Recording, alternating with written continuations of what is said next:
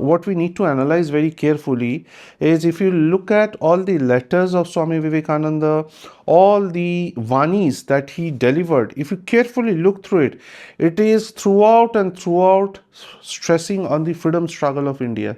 It is throughout and throughout inspiring the youth, inspiring his countrymen, and pushing them towards taking an aggressive posture in securing the freedom for Mother India. So if you really ask me, then he is the real revolutionary. The father of all revolution is Swami Vivekananda. Had actually transpired not only into Subhash Bose, but into each and every revolutionary. He prophesied actually that we will still need 50 years if we pick up from now to attain independence. So he was truly a Maharshi. Each of the pillars that Subhash Bose built while building his INA, army, as well as the Azad Hind government, was completely inspired by the theology of Swami Vivekananda. Be it the foreign affairs, be it the economic policy, the economic planning commission that we see today.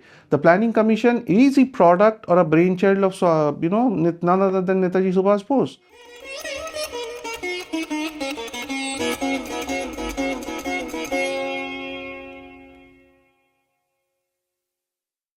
Namaste everyone, welcome to Sangam Talks. Well, we started a series with Surya Sen and we called it the Cultural Heritage of Bengal. So on the first episode, he elaborately described what is cultural heritage really means and gave a synopsis of the cultural heritage of Bengal.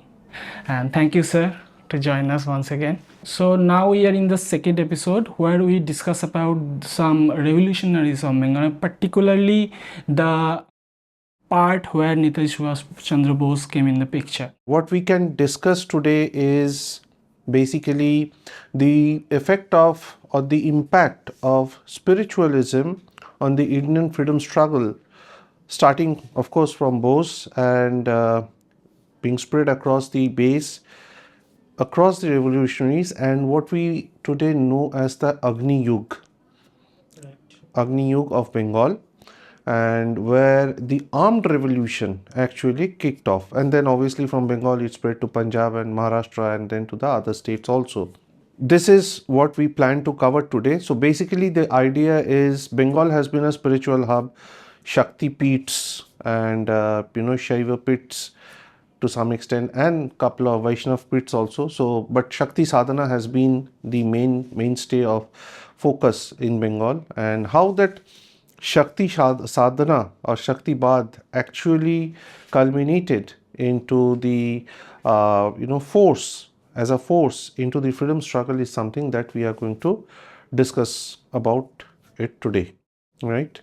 So Bengal always been the land of the spirituality, we all know that, and in our revolutions we also have that impact of that spirituality in our in the life of our Bengali revolutionaries, like Rishi Aurobindo, we all know about him, and how he impacted also the later revolutionaries like Netaji Subhas Chandra Bose. So if you spread some light onto that matter, sir. Okay, so let me put it like this, and we will take a one step back, where we will go back to 1897 when Swami Vivekananda comes back from Chicago and he lands in Madras. 14th of February 1897, he delivers an epic speech where he lays down the complete path to be followed to make India free from the clutches of the British. Now, how is that? But before we delve into more details in this matter, what is important here to understand is two things. One, he becomes, in that process, Swami Vivekananda becomes the Yug Purush or the Yug Nayak, and we all know, of course, Netaji Subhas Chandra Bose as the Desh Nayak. Right? So Yugnayak or Yug Purush actually had influenced Deshnayak, and it was not only Netaji Subhas, or even it is Rishi Aurobindo also. So Rishi Aurobindo draws his basic inspiration and ideologies and theologies from none other than Swami Vivekananda or Sri Ramakrishna Paramahansa. And this is then followed by, it follows down as a flow to other revolutionaries and which transpires into creation of the Agni Yug or the armed freedom struggle. Okay, and we see Bagha Jatin coming up. We see the other compatriots of Aurobindo Ghosh, or even Aurobindo Ghosh's sister, which we will cover in the later times. And we have Master the Surya Sen also coming into the picture, and there's so many of them, actually, so many of them. It's not possible to cover in all the, in one particular episode, but we'll try to cover it as much as possible. So 1897, and if you really look at what we need to analyze very carefully is, if you look at all the letters of Swami Vivekananda, all the vanis that he delivered, if you carefully look through it, it is throughout and throughout stressing on the freedom struggle of India. It is throughout and throughout inspiring the youth, inspiring his countrymen, and pushing them towards taking an aggressive posture in securing the freedom for Mother India. So if you really ask me, then he is the real revolutionary. The father of all revolution is Swami Vivekananda. He is just not an idol, he is just not a spiritual leader, but a leader, a true leader. Like in the earlier days, you have the kings, they used to have their kul gurus who used to, give them the direction, margdarshan. That how the king should follow his Raj Dharma. And the classic examples are Baba Gorakhnath showing light to Bappa Rawal, or even Shivaji Maharaj getting his direction from his guru, apart from Mata Jijabai. There are thousands of such examples in Indian history. But let us look at, when we are looking at here, Swami Vivekananda, he is actually he's not only instigating, but he's giving clear direction on how the youth should perform, how things should be structured. It's just not performance, but also on the structure, that on what model it has to work. He clearly lays down the model for the youth as well. And when he does that, he actually stresses on 4 pillars. 1, strength. 2, sacrifice. 3, raising of spiritual upliftment, consciousness, self-consciousness. 4 is woman empowerment. Now, these 4 things are very important, and all these 4 things, if you see, had actually transpired not only into Subhash Bose, but into each and every revolutionary. All of them, all these 4 pillars, because he had pushed it in such a manner that after him, today if we know Rakhal Maharaj or Swami Brahmananda as the spiritual son of Swami Paramahansa, Paramahansa Ramakrishna, then we can easily consider, Netaji Subhas as the spiritual son of Swami Vivekananda. It is he who actually started that flow, Netaji Bose, and which culminated into as a force into the other people from a very early stage, from early of 1900s, second phase or early phase, I would say. And how did it all start? So let us go back to 1897, 14 February. And Swami Vivekananda clearly says in that speech, let there be no religion for India for the next 50 years. And I repeat my words, let there be no religion for the next 50 years for this country, because a country who is the mother, who is in the shackles of, British colonialism, has no religion. He clearly lays down that. And what an irony, exactly after 50 years, from 1897 to 1947, he prophesied actually that we will still need 50 years if we pick up from now to attain independence. So he was truly a Maharshi. He was truly a Maharshi, that I would say, who can see that if my countrymen walks in this direction, then it will still take 50 years. And that is why he clearly said that let there be no religion. Let freedom be the only religion, where each and every countryman should contribute through self-sacrifice, through building of strength, through woman empowerment. And how this developed. And there is a striking similarity between Swami Vivekananda and Netaji Subhas when we look at these aspects. And how, let us delve into that as well. So Swamiji goes in a tour across India, right? He travels, and that was a time when India was ravaged by famine after famine. Countrymen were impoverished, poor in health. Life expectancy was 32. In Bengal, it was 27, and the average life expectancy in India, it was 32. It is primarily because of famine and epidemics, cholera, chickenpox, smallpox. I mean, India was getting ravaged, and women was totally underprivileged at that point of time, which pained Swami Vivekananda, because he kept on saying a country where the women folk are uneducated, they're oppressed, can never get the light of freedom, never can get into the next step of development. This was another observation which he kind of freezed when he had gone to the United States. There he saw the women empowered, educated, freedom to them. They can do anything. They can freedom of speech, freedom of talk, and of course in India that time, getting education for more than fifth standard for a girl child was an amazing thing. Average school dropout would be by class fifth standard for that matter. And this typically comes out even in the writings of Subhash Bose also. That was the time. And also in his early life. Absolutely. And this is where the striking similarity is. So Swamiji traveled in India and he saw all these developments, what was going around, in what shape his countrymen is. And he went to the United States to find out where we stand. And he came back and he started driving those things, right? And it is the same words which echo in 1901 when one of the famous revolutionaries, Hemchandra Ghosh, meets him in Dhaka. He has already started falling sick by that time. This was around August, September kinds. So Hemchandra Ghosh, along with a few other students, meet Swami Vivekananda. And Swami Vivekananda, they being revolutionaries, clearly give them a direction. And he repeats those words: let there be no religion for the next 50 years. A mother who is shackled in the clutches of colonialism has no religion. And her only religion is freedom.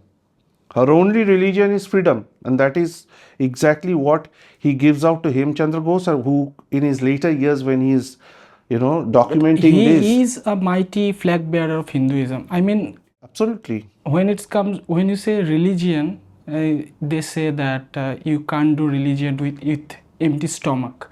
But dharma and religion are very different things. He never astray from the path of dharma.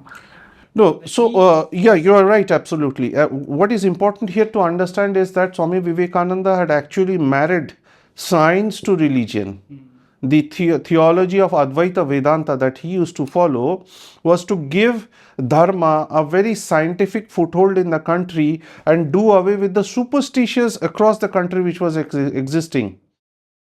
The shloka of Asatoma Asadgamaya Tamasoma Jyotirgamaya was actually fulfilled through his hands, I would say. He again and again, through his fellow monk brothers, through the revolutionaries, gave this message clearly that education, women empowerment, sacrifice, giving up superstitions, all these needs to go. And Subhash Bose later on, when he formed the Azad Hind government, he had an 11-point agenda. What all things he would like to see in the, in his government. And in those, one of those was giving away with polygamy, which was then prevalent in the Hindu society. Giving away, starting off, more and more of widow marriage, girl child education, training. All this we will come in more details, because each of the pillars that Subhash Bose built while building his INA, army as well as the Azad Hind government was completely inspired by the theology of Swami Vivekananda. Be it the foreign affairs, be it the economic policy, the economic planning commission that we see today. The planning commission is a product or a brainchild of, none other than Netaji Subhas Bose. Because when he formed the Azad Hind government, he put a planning commission in place. And he had this vision from Swami Vivekananda, none other than him. I can't even imagine how the youth of that time experienced that feeling. That is you if you read through the memoirs of certain INA soldiers, some of his compatriots who had the opportunity of working with him, were amazing. I mean, my family is also associated with Subhash Bose, so I will give you one or two stories. You know that those kind of stories do not exist in the public domain today, but I'll share it here. So, let's say, for example, why I say that, why Swami Vivekananda influenced everything. Let's say the Rani Jhansi Regiment, okay, but comprising of 1500 odd women. The Rani Jhansi Regiment, you get a clear reflection of what is going on in Subhash Bose's mind in 1928. In the 1928 Congress Convention in Calcutta, he had organized 2000 volunteers, okay, of which 300 odd were female members, and the female battalion was led by Latika Ghosh, the sister of Aurobindo Ghosh, and who was an Oxford graduate. She was also trained in the military, expertise. She also had trainings, and she was the person who was leading those 200 odd or 300 odd women, and they inaugurated the session. And Subhash Bose, if you see the pictures, Subhash Bose in 1928 was in a military attire, and complete military attire, like a general, like a 5-star, 2-star or 3-star general. And all these he does right in 1928. So forming an army was right there in his mind from his very early stages, a proper army. And that is how he secured the army training also while studying in Scottish Church College. And forming of the Rani Jhansi Regiment, it was completely inspired by Swami Vivekananda, because he lived the teachings of Swamiji. He lived the teachings of Swamiji, and that is how, for women empowerment, he had actually developed these Naris or Nari Shakti right in 1928. And this actually gets a more detailed view. We get a more detailed view of it when we look at the trainings of the Rani Jhansi Regiment, when they were getting trained in Sianan, Singapore, which is Singapore, or in Burma. And what do we see? We see the Rani Jhansi, each and every woman is trained there in handling machine gun, light machine guns, 10 gun, brain gun, grenades, laying booby traps, and then they are trained in jungle warfare, they are trained in trench warfare, they are trained in horse riding. Endurance training, of course, endurance training is obviously as a part of it, and they all get up and start their trainings at 6 o'clock, and their day ends at 9:30 in the night. And all these are purely documented, that this is how the Naris, or they used to call them Ranis, like, we call in Indian Army now, we call the gentlemen cadets. They were like the Desi term of Rani, and of course in parlance from Rani Jhansi. And again, Rani Jhansi was one of the first women commanders in India who had developed Nari Bahini, which was obviously, they were doing everything. They were feeding the cannons, they were horse riding, they were firing guns and doing everything. Jhalkari Bai is a classic example. And General Hugh was terrified to see when he attacked the Jhansi fort that the women are firing, women musketeers and women are riding into this, and they are supplying the cannonballs to the feeding the cannons. He was terrified to look at. He was aghast, because that was completely beyond his imagination. And Hugh himself writes it. And that is why Hugh wrote about Lakshmi Bai, that a man amongst men, the only man amongst men. That was the kind of respect that Hugh gave to Rani Lakshmi Bai. So anyways, coming back to our main discussion, what we need to see is, this is one aspect of it, the Rani Jhansi Regiment. But let's go back to the child Subhash. The child Subhash is another classic example. And before I get into child Subhash, it is also important to understand what the young Subhash sees. In 1941, after he was released from the jail, there is one Congress leader called N.B. Khare, who comes from Nagpur to visit him. This was around first week of January, because he escapes from the Elgin Road house on 16th of January, and this is in somewhere around first week of January. And as he enters Subhash's bedroom to meet him, because he was not keeping well that time, he's aghast with to find him that there are 4 or 5 things he notes. And he writes, this is from N.V. Khare's memoirs. One is pictures of Swami Vivekananda, Ma Sarada and Ramakrishna on the walls, and Ma Bhabatarini, the deity which is worshipped in Dakshineshwar. He finds Gita on his table, Bhagavad Gita. He finds a Tulsi bead, Japamala, his reading glasses, and a tiger skin on the floor. Who sits on a tiger skin? A sadhak sits on a tiger skin. So I will give you more examples on these lines. And the Subhash that we see or that I spoke of now is a much matured Subhash. But let's go back to his childhood.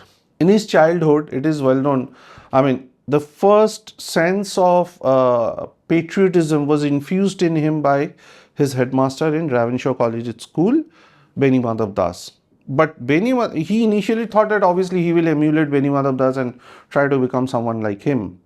But soon he laid his hands on the letters and complete works of Vivekananda, which one of his cousin brothers had brought in, and he happened to run into those, and that completely changed his youth and the time is just at the climax of that Agni. No, yeah, you are right. At the climax, I would not say climax. The Agni Yug has already started by time, because this is I'm talking somewhere around 1912 and 13, and Rishi Aurobindo was already a famous legend by 1908 or 1905 happened, first partition of Bengal. Yes. So Aurobindo was already a legend by, so Agni Yug has already started by that time. But what is important here is that is why I said that Swamiji influenced the Agni Yug directly. But what Subhash did was something completely different. Completely different. And you see that fire of Subhash, today we don't discuss about it, is when he meets Hitler. We know of his meeting with Adolf Hitler, right? But what was discussed on Adolf Hitler? He never, he was never fond of Adolf Hitler. So many people actually think that, okay, he was with the Nazis or the Nazis would have taken over India. No, Nazis, Hitler did not have great thoughts about India or, the Indians. And Bose used to despise him. But he met purely for strategic and political reasons, to seek his help to oust the British, of course. But what is not known and what is not discussed in mainstream histories today, what was discussed? And you'll be surprised to note that he gave a mouthful to Hitler through his interpreter. He told Hitler, when Hitler gave him certain sermons, I'm not getting into those details because that's a separate chapter altogether. He told certain things to Subhash, that he should do this and he should do that and all that.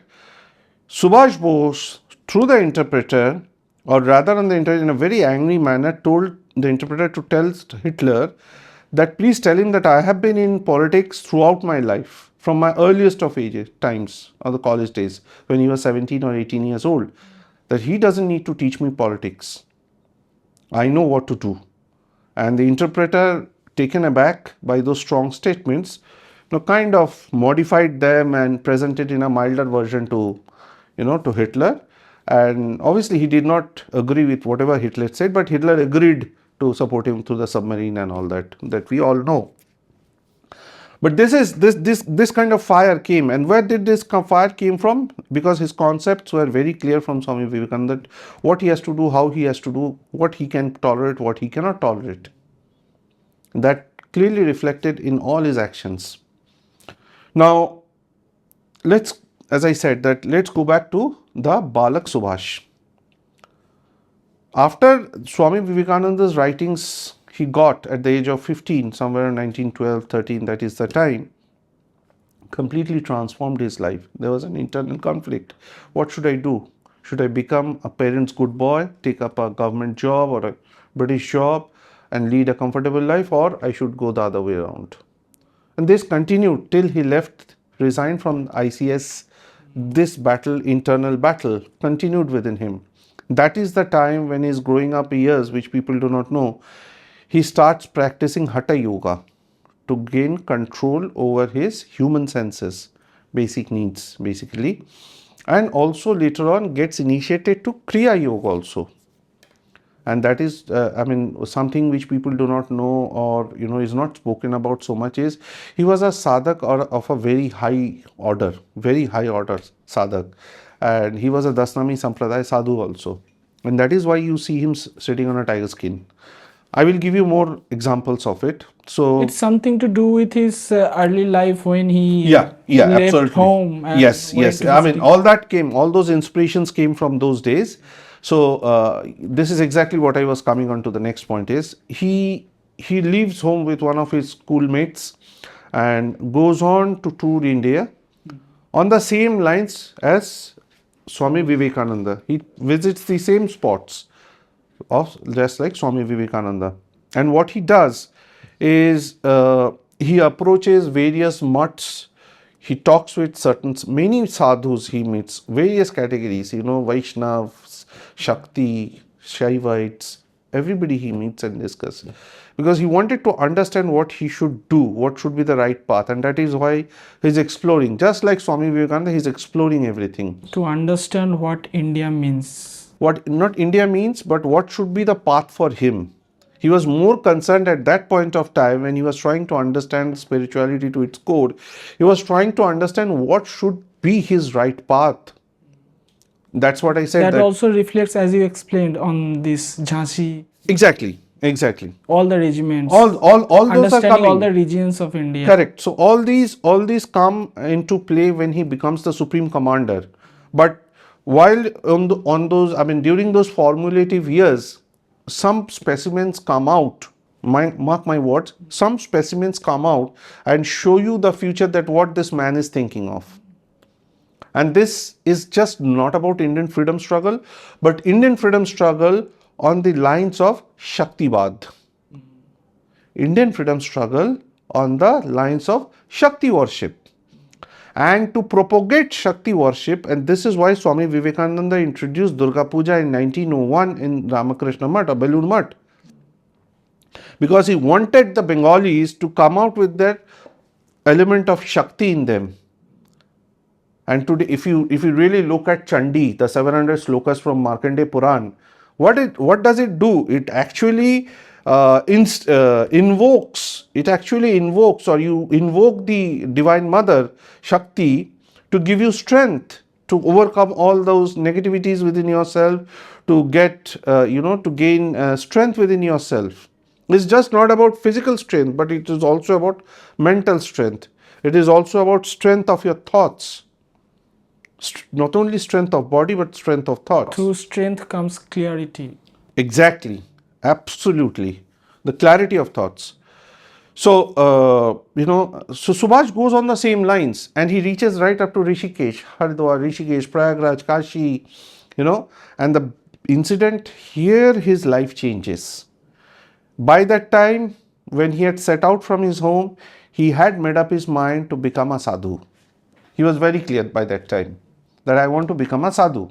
And his studies were also suffering, and he was not so much attentive.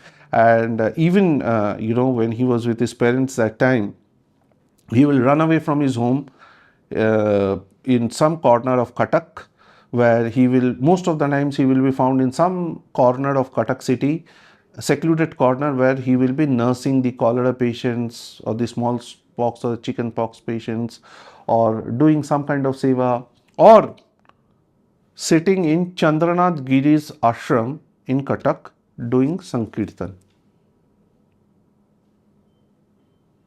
Imagine that person is already on those lines, and इसका clear reflection हमें देखने को मिलता है जब INA मिला है. काफ़ी और जगह पे भी मिलता है, बट आईएनए का सोल्जर्स, चाहे वो नारी हो या पुरुष, why he was worshipped like a father, comes out through these kind of elements or these kind of propagation of thoughts when he takes over the army, and he practices that as well. So I will come to that part also, because this is the biggest part. I'm very interested to know about two more characters, his mother and Sarath Chandra Bose, his elder brother. How much influence they have on his, how much protection they give on his early life. So we'll come to that. We'll come to that. That is not. I mean, of course, that is significant on the terms that Prabhavati Devi had her influence on him till the time he went into the college, or let's say till the time he, at the age of 20, when he left for ICS to prepare for ICS in London, for England. And Sarath Bose comes into the picture once he reaches England. From there he starts interacting with Sarath Bose. The letters that are available today clearly shows of his mental struggle, emotional struggle, and he shares with Sarath Bose that what should I do, how should I do, if I tell father that I don't want to do ICS, he will outrightly dead. Then he writes to his mother also, and then finally after 6 to 8 months of mental struggle that he is able to decide that no, I want to take up a political career, I will quit ICS, and then he comes back to Calcutta and joins C.R. Das, Chittaranjan Das, who becomes his political guru, and later on serves with also Basanti Devi, who becomes his Guru Ma. Because that is another very interesting aspect as well. So the feminine divine. So Ramakrishna. Why were women so much enamored by Bose? What people do not understand, I mean, people think it is only the personality. No, it is not the personality.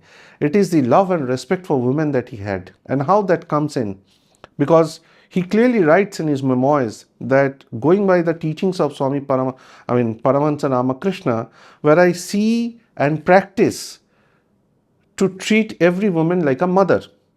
Ramakrishna Paramahansa clearly says that in order to, the easiest way and the best way to do a sadhana is to worship a woman like a mother. You see the mother in him, and that takes out all kind of negative thoughts from your mind. And this is exactly what Bose had practiced in his early days through Hatha Yoga, Kriya Yoga, and then finally gains control over his senses and starts treating. I mean, he, from those very early days, he develops that. Basically, it doesn't happen in one day. It takes years of penance. So he starts from a very early age. That's why he is able to get into that mode by that point of time when he becomes the supreme commander. So if you read all those memoirs of all those surviving Ranis, mark my words, Ranis, everywhere he comes out to be a father. You look at the memoirs of the soldiers, the officers, he comes out to be a father. I will give you many incidents and where he comes out father. One just small, I will deviate and tell you. He had his driver Mehta, one YC Mehta as his driver, and he used to drive him through the jungles of Burma. So in one such journey, Mehta Saab writes that he used to give him coffee so that while driving the driver doesn't fall, Mehta Saab doesn't fall asleep.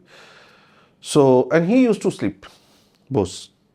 So what he used to do, he used to take the cup, open the door and throw the coffee away and just keep it like as if he has had it. Why? He writes, that person did not want his infection to infect Bose. That was the level of their commitment to him. That was the level of admiration. That मैं मर जाऊं लेकिन उनको नेताजी को कुछ नहीं होना चाहिए. So and then what happens in one of those journeys, he says that he stops at a Buddhist monastery in the jungles of Burma, and they get down and the driver goes, Bose is seated in the car, he goes inside the monastery, arranges for some chicken curry rice and all that stuff for their lunch, and he starts taking a bath, and he tells a bhikshu, a Buddhist bhikshu, to pour the bucket of water. He sits there with bare chest and all that, and start dropping the water on him. Suddenly after some time, he sees a very fair feet on his right side. And as he looks up, he sees Bose pouring the bucket of water on him. He has come down silently and Bose says, bucket of water. Can you imagine this man? What a man he is, that he comes down from his car and supreme commander of the INA, and the entire world is after him, everybody is after him, and he's pouring bucket of water and bathing his driver. Not only his charisma, his sense of humility. That's what. That's come from that teaching of Swami Vivekananda ji. Correct.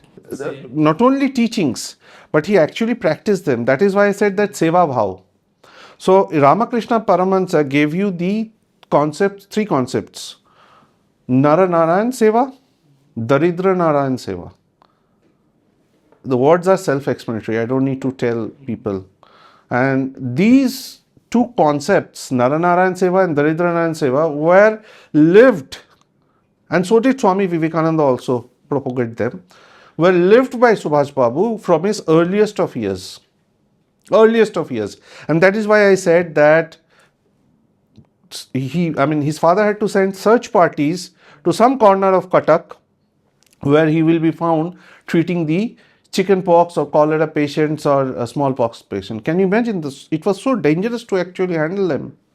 He used to do that, and he's not doing that on that time, but even from when he comes back, when studying in Presidency College or even in Scottish Church, when he comes back to Cuttack during his vacation times, he does that same thing with a group of friends, and they go to some remote villages of Orissa and does this seva. And the villagers are surprised at why these guys are here and what are they going to do with us. And they go there, and he says that only one doctor in their entire group of 12, 13 boys who have gone, and that person is a homeopath doctor with some very basic medicines. 90% of the patients don't survive even after the medication. But cholera being cholera, which used to be an epidemic at those times, they are doing it with their bare hands. Can you imagine? Can we imagine, doing all such things? So talking about diseases, I remember this part, one of the major milestone of Netaji's life after he released from Mandalay jail.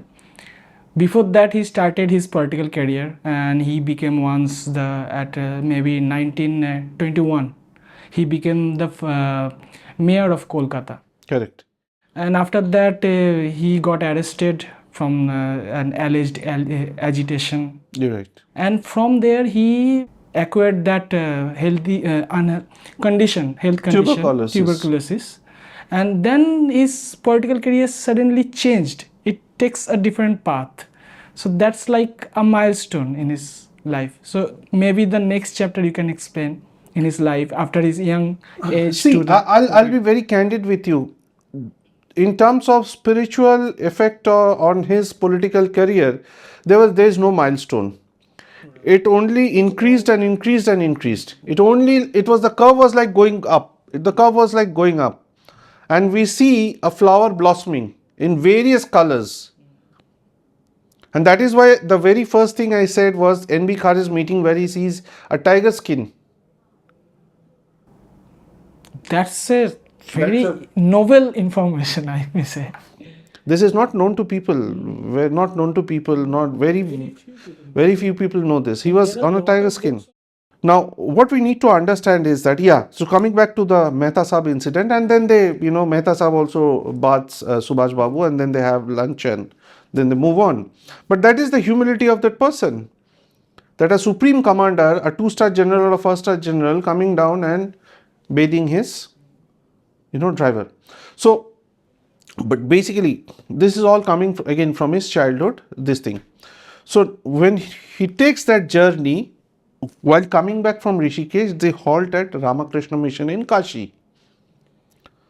And Kashi's, the secretary Maharaj, the person who was in charge was Swami Brahmananda, the spiritual son of Ramakrishna Paramahansa, and the next president of Ramakrishna Mutt after Swami Vivekananda was there in Kashi at that time.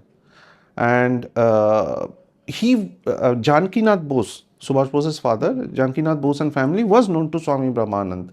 So Swami Brahmanand, Maharaj, Rakhal Maharaj immediately recognized Subhash gave him rooms to stay and all that stuff. And then he asked him that what are you doing here at this tender age with one friend of yours? So he expresses that I want to become a sannyasi, and why he so, everything he discusses with Rakhal Maharaj. And Rakhal Maharaj, being Rakhal Maharaj, a very highly elevated soul, I will give you one incidence of that also. He says that Subhash, this is not your time. He calls him, अपने पास बैठाते हैं और उसका sir पे और पीठ पे ऐसे हाथ फेरते हुए he explains that Subhash, you have a lot of responsibility on your shoulders. You have to fight for this country, its freedom and its people. And it is not your time. Your time will come, but right now you have a lot of things to do. And Subhash mentions in his memoirs, which gives you a very uncanny insight that there was something more which happened between them. And Subhash in his later years kept recalling that incident again and again and again, and kept thanking himself that how blessed I am that I was able to meet him and I had that meeting with him, and whatever he told me and whatever he guided me. But what transpired between them, nothing is known apart from this incident, where he explains, Subhash agrees, and he goes back to his parents in Cuttack. But there's something more happened. Nobody knows what happened actually. And why Rakhal Maharaj, elevated soul? Rakhal Maharaj, today in Ramakrishna Mutt, every Ekadashi across the globe, wherever they have centers, on the Ekadashi evening, Ramnam Sankirtan has to happen. And how it started? So once there was Sundarkand being read out on the ghats of Kashi on an Ekadashi day, and Swami Brahmananda was sitting there, and he saw Hanumanji coming and sitting in that Sundarkand part. And from that day, he was given a vision that you start this Ramayana Ramnam Sankirtan every Ekadashi. And from that day onwards, till now, till to this date, it continues in every center across the globe. It was started by Swami Brahmananda after that vision of Hanumanji. This is also not known in public domain. Not very people know this, why it happens. I never heard about it, sir. Yes. Our viewers will be very happy to know this information. Yeah, so this is the reason. So everybody should attend on that Ramna. And as it is said, जहाँ राम कथा होगा वहाँ हनुमान जी रहेंगे और उनके लिए एक आसन भी रखा रहता है इसीलिए, है ना? यही कारण. This is also, it 2 + 2 4 types you can say. So this is basically how Subhash's life transpires, in terms of spiritual initiation, I would say, to start with. And a classic interlinkage or intertwined, I would say, is Master the Surya Sen, the head of the mastermind behind the Chittagong Armory raid. So Master the Surya Sen was one of those commanders of the men platoon in 1928 in that Congress session, which I discussed, where 2,000 volunteers were there. They marched like army men under Bose. You are bombarding me with information, sir.